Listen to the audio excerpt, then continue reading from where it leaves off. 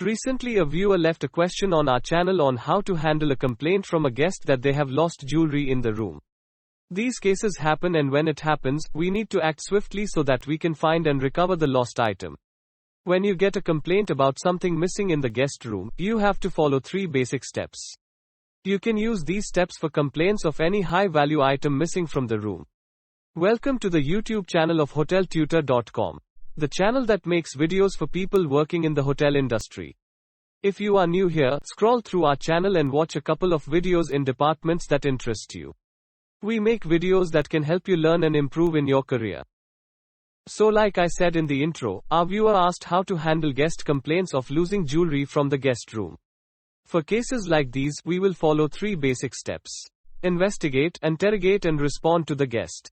The first step is to investigate. Meet up with the guest and understand a few basics like when was the last time the guest saw the jewelry. Was it kept in the safe or in the room? Who came to the room to meet the guest, and some other basic questions. These help to narrow down the time frame of our investigation. If your hotel has modern electronic door locks and CCTV coverage in all areas, the next step in the investigation will be slightly easier. These electronic door locks help to give you a log of key readings that opened the door. Take a list and then investigate any unusual key entries. If you find anything unusual, make a note. Also, look at the CCTV recording of the guest corridor and see if you observe any difference in the pattern of the team members servicing and entering the room. If you find anything suspicious, move to the next step of interrogating. Interrogate is asking questions to your team members. Follow the local laws when it comes to this step.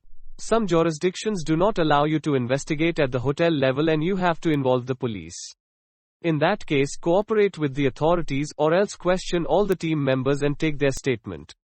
Check their employment history and understand the motive for such an action. If you find the item, then go back to the guest. Own up for the mistake honestly and explain that you will take the strictest disciplinary action against the erring team member.